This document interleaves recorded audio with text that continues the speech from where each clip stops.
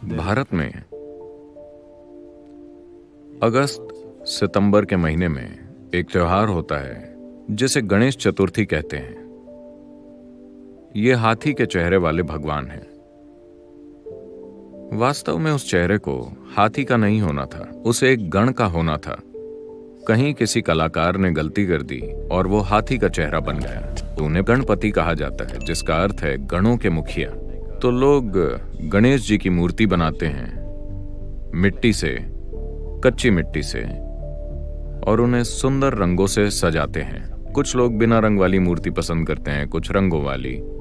फिर उनकी पूजा की जाती है। उनके पास धूमधाम से उत्सव मनाया जाता है।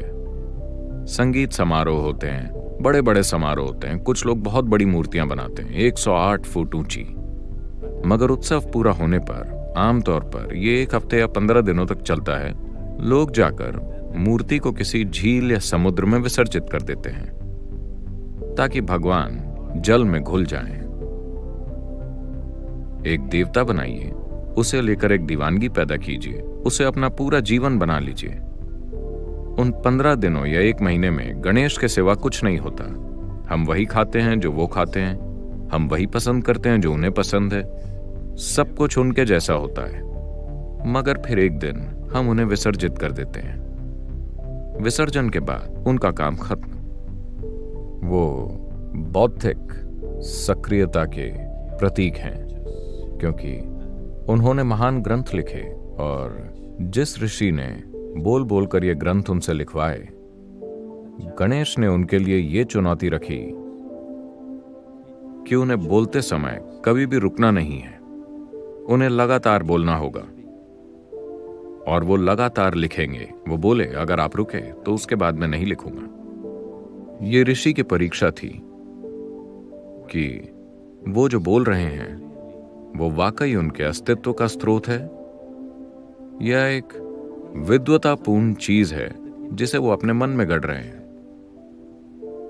तो गणेश ने कहा, अगर आप बिना रुके बोले तभी मैं लिखूंगा। आप कहीं रुके तो एक बार अपनी कलम नीचे रखने के बाद मैं दोबारा नहीं लिखूंगा। तो व्यास ऋषि लगातार बोलते रहे। ये काम महीनों चलता रहा। गणेश एक भी शब्द छोड़े बिना लिखते रहे। वो सबसे बेहतरीन स्टेनोग्राफर थे। वो मानव बुद्धि के प्रतीक हैं। ये प्रतीकात्मक रूप से बहुत सही है, क्योंकि आपकी बुद्धि की प्रकृति यही है। आप जागरूकता के साथ कुछ कल्पना करने के लिए उसका इस्तेमाल कर सकते हैं। अद्भुत कल्पना। हाथी के सिर वाला आदमी, हाथी का सिर, क्योंकि धरती पर यही सिर सबसे बड़ा है। इसका मतलब है ढेर सारा दिमाग। तो मानव बुद्धि का प्रतीक और उनका विसर्जन इस बात का प्रतीक है कि अगर आप अपनी बुद्धि का सही इस्तेमाल करें तो आप दुनिया को विलीन कर सकते हैं। अपनी बुद्धि की गतिविधि को विलीन करना कोई समस्या नहीं है। एक बार आप अपनी कल्पना से दुनिया को विलीन कर दें तो कल्पना को गायब करना कोई बड़ी समस्या नहीं है। आप अपनी कल्पना से ब्रह्मांड को मिटा सकते हैं। आपके अनुभव में ब्रह्मांड का अस्तित्व नहीं होगा अगर आप एक शक्तिशाली कल्पना करें। मगर कल्पना को बंद करना अधिक सरल प्रक्रिया है। अगर कल्पना जागरूकता के साथ विकसित की गई है तो उसे बंद करना आसान है। फिलहाल कल्पना हिस्सों में हो रही है और बिना जागरूकता के फिर उसे रोकना नामुमकिन लगता है। तो ये पूरा उत्सव इसका प्रतीक है कि हम उन्हें बनाते हैं, और आपको उनके आसपास होने वाले जश्न को देखना चाहिए। आमतौर पर उन्हें सार्वजनिक स्थानों पर रखा जाता है। निजी मूर्तियों को हर घर में रखा जाता है। इसके अलावा सड़कों में विशाल मूर्तियां रखी जाती हैं। कई सड़कें इन 15 से 30 दिनों के लिए बंद रहती हैं। ट्रैफिक रुक जाता है।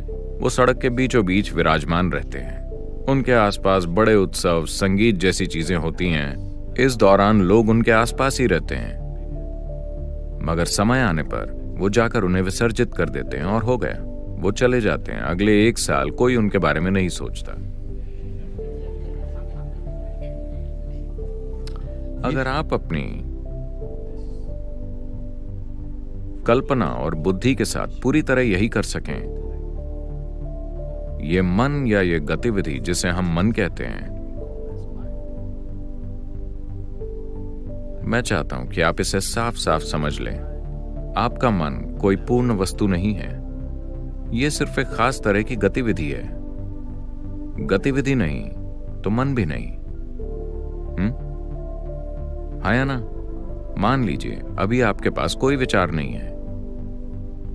क्या आपके पास मन है? ओह, मेरे पास मन है, मेरे पास मन नहीं है। हाँ, आपके पास है, क्योंकि ये एक विचार है। अगर विचार नहीं है तो मन जैसी कोई चीज नहीं है, क्योंकि ये एक तरह की गतिविधि है। चेतना बिना किसी गतिविधि की मदद के भी मौजूद हो सकती है। गतिविधि चेतना का निर्माण नहीं करती, चेतना गतिविधि का निर्माण करती है। मैं हाथ हिलाता हूं, हाथ मुझे नहीं हिलाता,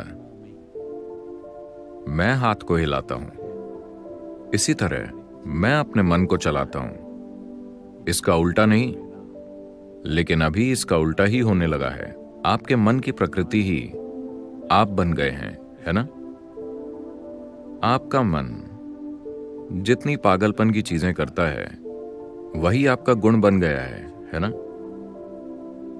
अब इन भूमिकाओं को पलटना सबसे महत्वपूर्ण है, क्योंकि अगर आप अपने मन की प्रकृति को तय करें तो कुछ असाधारण हो सकता है।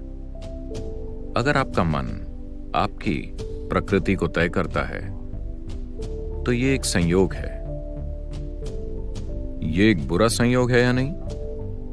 वो स्थितियां तय करती हैं, मगर ये एक संयोग है। तो आप सभी को ये गणेश चतुर्थी हमारे पर्यावरण को ध्यान में रखकर मनानी चाहिए। ये बहुत जरूरी है, क्योंकि गणेश जी बुद्धि के प्रतीक हैं। गणेश जी के नाम पर ऐसे नासमझी करना बिल्कुल गलत है, क्योंकि हमारी इस धरती के पर्यावरण के खिलाफ होना यही हमारी सबसे बड़ी नासमझी है।